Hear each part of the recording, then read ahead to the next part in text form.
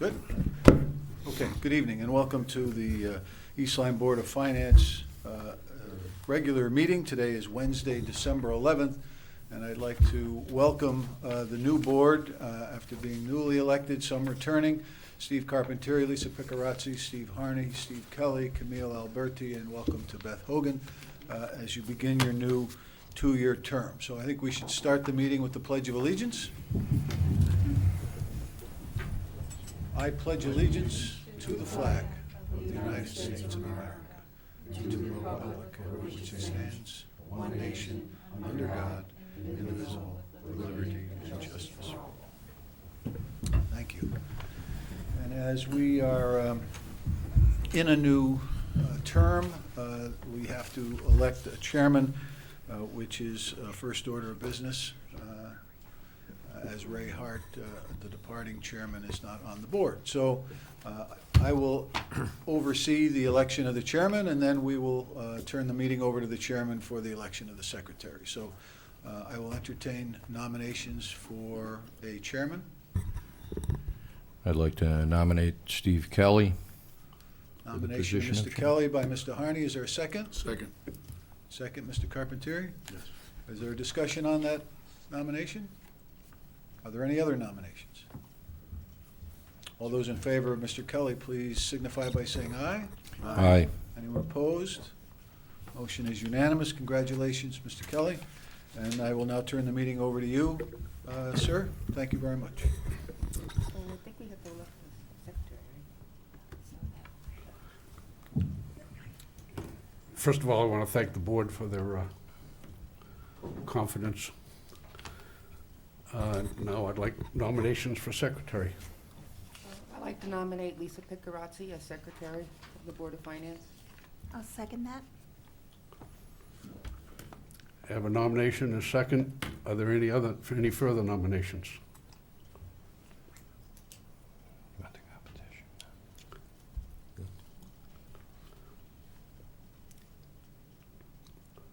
I'd like to nominate Steve Harney.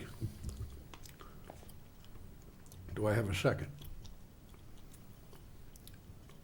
Okay, seeing none. We have a nomination of Lisa Piccarazzi as secretary. All those in favor? Aye. Aye. Opposed? Seeing none, congratulations, Lisa. Thank you, Steve. Thank you to the board. Appreciate your support. Next order of business, approval of the minutes of regular meeting of November 13th.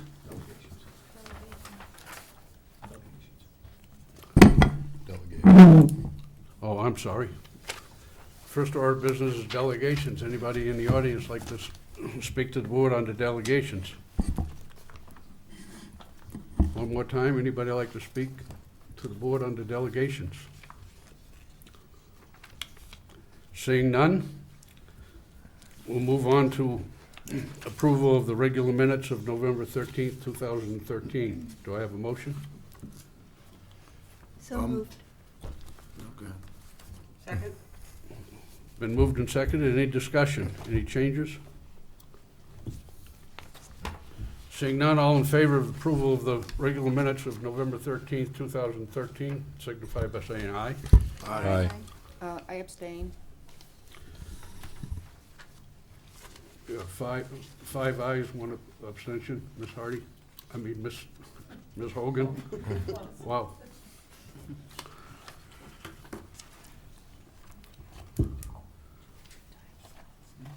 We ready for reports from the auditor?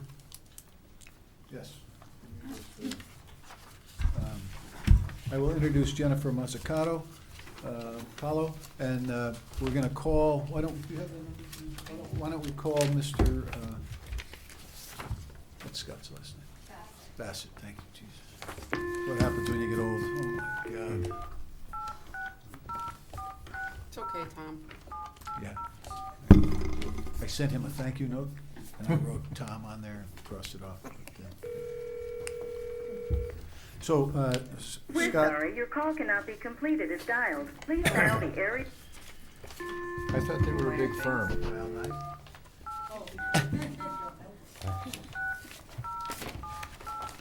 Oh, I don't, if you, is this, do you need an outside line? You're Number right. 9? That's what I'm doing wrong. I bet. Is it an 860 area code? We're sorry. Yeah. You don't even need the area code. It's up to you guys. It doesn't matter. You may. I don't know, so.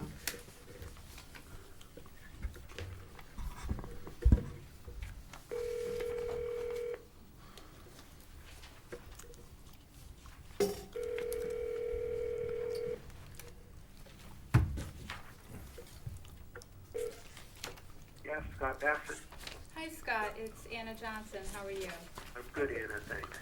Okay, so we're ready to get started with the audit. Jen's at the podium, and so I'll let you get started. Okay. Okay, thanks, Anna. First off, I apologize not being able to be there in person tonight, but I'm sure Jen's going to do a terrific job.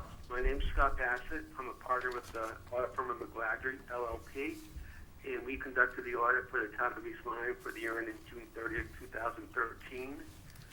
We were able to issue a clean, unmodified opinion on the financial statements for the year. In addition to that, we also issue reports on your federal awards and your state awards, and we give opinions on your compliance over those major programs. And again, we're able to issue unqualified, unmodified, clean opinions on those awards. Overall, the town had solid operating results, and what Jen's going to do is she's going to walk you through the body of the financial statements. What I always recommend is in the first 10 pages of that report, there's a management discussion and analysis, and that's something that Anna puts together, and it really summarizes what that 90-page report you have in front of you of what the fiscal activity was for the year and the highlights of the fiscal activity. And as Jen goes through her agenda, you're going to see most of that just follows what's in the MD&A. So right now, if Jen's ready, I'm going to let her get started. And if you have questions, the two of us will try to answer them. I have everything in front of me. So, Jen, if you're ready, go ahead. Okay, my name's Jen Mazzuccolo. I'm the manager that's in charge of the audit. So I guess we can start with page 1, which is the independent auditor's report. As Scott mentioned, the town received a clean opinion on the financial statements. This means that the financial statements were fairly stated in accordance with generally accepted accounting principles. The next schedule I'd like to discuss is on page 13. This is the town statement of net position.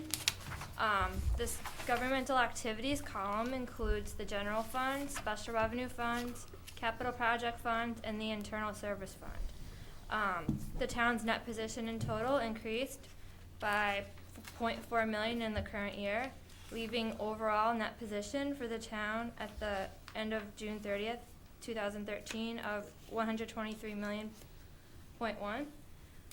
The main reasons for the increase is due to an increase in cash and capital assets, also in combination with an increase in long-term debt. You'll notice for business type I would just mention one thing about that schedule is that first schedule there on page 13, that's really a once-a-year schedule. That's where we have to pull everything together on the full accrual basis of accounting. So when you see fund balance and unrestricted net assets and net position, that's not really the fund balance that we're going to talk about in the next couple pages. And I know there's some new members to the board, so I'd just like to point that out. This is a once of the year where we pull everything together and show the first two statements, but the operating statements really follow these two as Jen goes through the presentation of the report. Okay. The statement of activities on page 14, that summarizes all the revenues and expenditures on a government-wide basis. And the main reason is for the increase of $0.4 million on this schedule is a net result of increased revenues with slightly less of an increase in expenses. I did want to point out on this schedule there is a miscellaneous revenue of $1.5 million, and that is due to an insurance reimbursement for the destruction of the boardwalk. which also led to a slight increase in net position at year end. Is that FEMA or no? Insurance, That's the 1.5? 15117. Yep. Now that actually, if we spend that 1.5, that'll go to 1.7.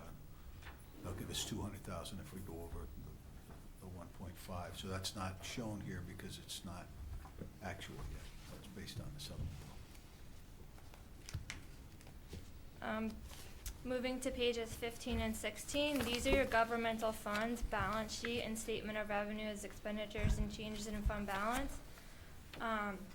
These are for governmental funds only. I'd like to go through each fund and kind of summarize the activity for each one. We'll start with the general fund.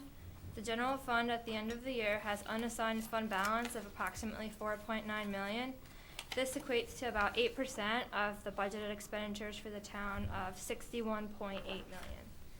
And the assigned fund balance of the town is approximately $1.33 million. This relates to mainly encumbrances of the town. You'll see there's an increase in intergovernmental receivables in the current year. Most of this is due to about $500,000 of FEMA receivables that is still owed to the town. The sewer assessment fund had a decrease of fund balance of $0.7 million. This is mainly due to a transfer out of $1.9 million. The next fund, Bonded Capital Projects Fund, this had an increase in fund balance of $1.9 million. This is mainly due to that insurance reimbursement that we talked about earlier, in addition to issuance of bonds. The next fund, Capital Non-Recurring Fund, this fund is at a deficit at year end of $1.8 million, and this is mainly due to the large capital outlays recorded in this fund. In addition to that, Jen, they have short-term bond anticipation notes that are recorded as liabilities until they're permanently bonded. So those would impact your fund equity also. And one other thing on the general fund I think Jen is going to mention is that the collector rate on the current tax levy was approximately 98.7 this year, which is a very solid collection rate, and an increase from the prior year. So that's a benchmark that we try to take a look at as far as the collection rate, and we saw that go up this year, which is a very good sign. So overall, as you look at your balance sheet, you could see an increase in your fund balance of the general fund. That's a benchmark when Anna and Paul go out to the rating agencies and they look at things. They're looking at that 8% fund balance. In addition to that, one of the key metrics that they also look at is your collection rate, the ability to collect taxes to your tax base. So those are two very positive numbers and financial results that the board should be aware of. Question. Sure. Under liabilities, Please. excuse me, thanks. Under liabilities, I know I've seen the term, at least I think I have, BANS, B-A-N-S. What does that refer to? That's the short-term financing that we were talking about. That is the bond anticipation note I talked about. Okay. Typically, what a municipality would do is until the permanent financing is ready to be put out to the market, they have the opportunity to short-term borrow in anticipation of grants or in anticipation of permanent financing at better rates. So if that would be a bond anticipation note that has the length of usually typically from 6 months to a year, and it can be rolled over 5 times, or it would be financed into permanent bonds over a 20-year maturity. Thank you.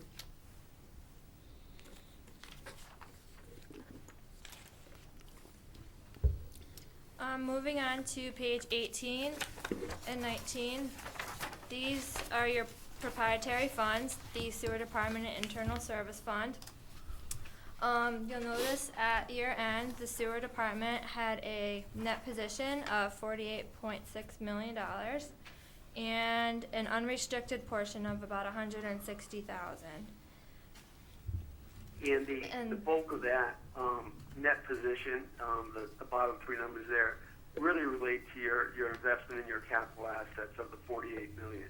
So, that's what makes it up, and you can see the other liabilities that go with it. But of your net position, the majority of it has to do with your investment in the capital assets in that sewer department.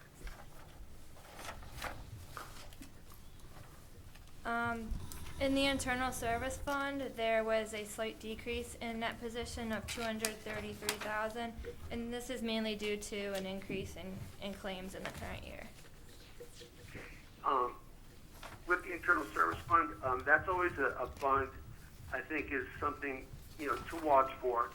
The fund at this point is adequately funded, and the purpose of the internal service fund is to really smooth costs. So some years you could have a small loss, or some years you could have income based on the claims that happen during the year with your health benefits. But that's always a fund. You don't want the net position to get too large or too small. So you really like to take a look at that net position and look at that during your budgeting process and things like that. The GASB would require you to do that. Okay, moving to pages 22 and 23. These are the statement of fiduciary net position and statement of changes in fiduciary net position. Overall, your pension trust funds had an increase of $2.2 million in the current year, moving the net position up to $14.4 million. And this is really due to the increase in investment appreciation in the fair value of investments in the current year. Your investments did very well this year compared to last year. And I think it's important to note there, and Paul or Anna can correct me, I'm not sure the exact timing, but I believe it was 2 years ago, we were in a guaranteed insurance contract, and the decision was made to move those monies into a mutual fund, I believe at that time. And you could see the results of that and the timing of that with the appreciation of $1.3 million in the current year. Yeah, that was 3 years ago, in the pension committee. Ms. Hogan is a member of the pension committee now, and we brought on Essex and transferred out of that low interest rate that we got from the Hartford when they were teetering a little bit, getting some federal funding. So the committee has done a great job, and you can see the results of that.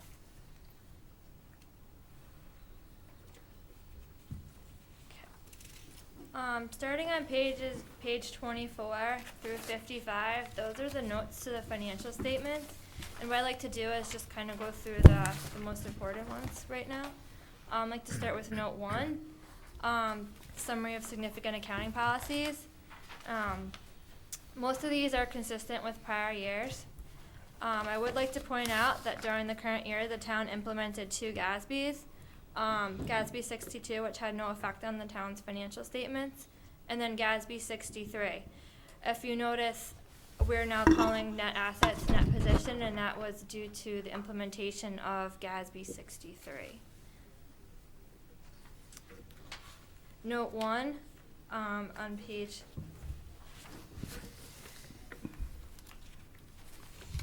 26 also describes each major fund category. And then on page 30 describes the components of net position and fund balance. Moving on to note 2, which is pages 31 to 32. This presents the detail of all the reconciling items from the fund financial statements to the full accrual basis, which is presented on pages 13 and 14. It just to, I'll just clarify that a little bit. We talked about your fund balance and your percentage of fund balance, 8%. The measurement difference in what Note 2 tries to expand on is this full accrual where we measure all liabilities and all assets on a long-term basis. And when you look at those fund statements, and those are really the statements that you budget off of, under GAAP, under GASB GAAP, those are really your short-term assets and your short-term liabilities. So we call that the modified accrual basis of accounting. And note one explains it a little bit, but just to keep it in layman's terms, you can look at that as liabilities and assets that are no longer, or don't go out further than a year. So that's the main difference between the two. And just to, not to confuse everybody a little bit more, but on those fund statements, when you talked about those bands and what that meant. When we permanently finance those bands, that permanent finance would become another financing source and really run through the income statement, which would boost the fund balance. So it's two different bases of accounting, but if you're going to focus on where the numbers are and the important numbers, they really have to do with those fund statements, which are the second set of schedules after the full accrual basis of accounting statements.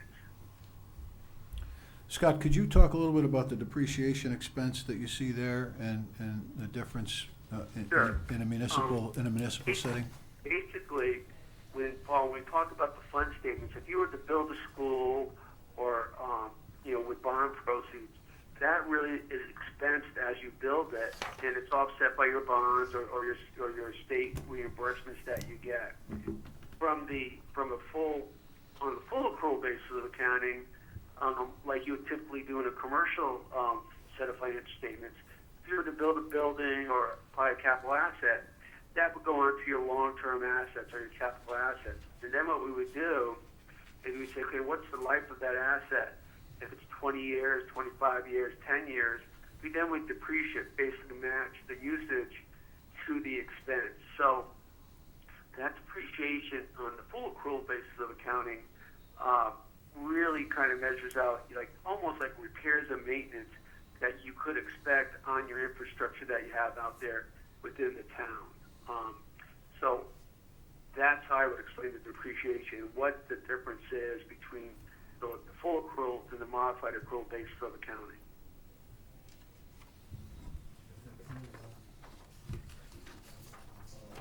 No, that's fine. Thank you.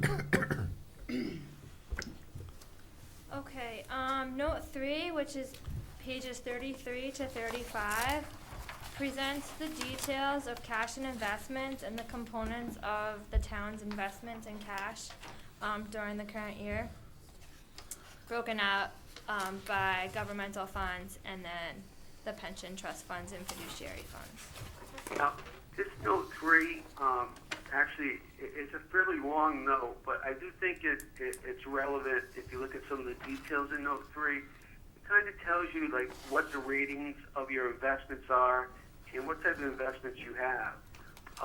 So I think there's some good information in there just about the type of investments that you have and where the money is sitting. So, you have some money in fixed income funds and also obviously money in the mutual funds. So I just think it's a good note to read through just to see where your investments are.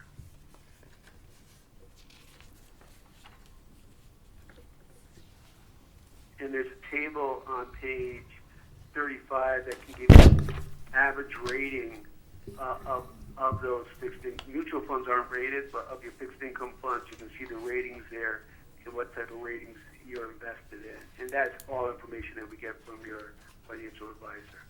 Okay, so the 6 I think I million, talked in the mic. sorry, the 6,900,769,000. Bonds and things like that. That's correct. your fixed income funds from the previous page. And out of those funds, you've broken them down into what would be considered a AAA, a AA, a triple B. Could you explain, obviously the AAA is the best, right? That's correct. And what in each category, and what makes up the AAA right there? Well, AAA would probably, I don't have the detail in front of me, but it would probably be your federally, if you have U.S. government securities or different type of other corporate bonds. So really the rating agencies, Standard & Poor's or Moody's would rate those type of bonds. And it's a mixture of them. And what the GASB requires us to do is to break them down there. So so you have your AAA, which is the highest. And then if you go down to the next line, you see that AAA-M, which is your pooled fixed income funds. That would be your short-term investment in the state funds that you have, and they're rated very high by Standard & Poor's. And then there's the breakdown that your money manager just picks as he rounds out your portfolio. There's a better detail of that. I'm sure that Anna has it as far as breaking down what type of investments you're in or the pension committee may have. But that's the best way I guess I could explain it.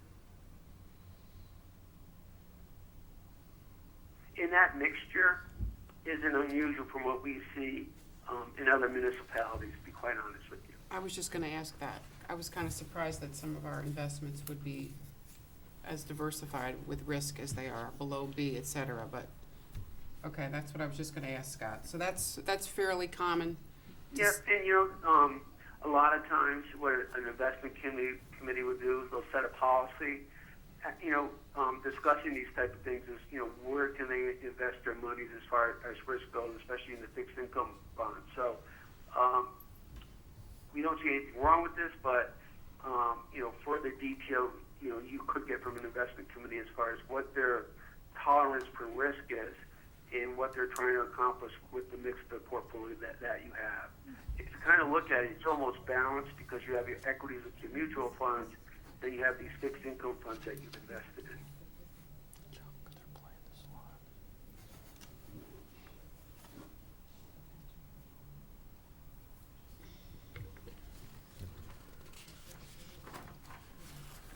Okay. Okay. Okay. Pages 36 and 37, that's your capital asset footnote, and it just details all the categories of all the capital assets that belong to the town, along with the accompanying depreciation expense.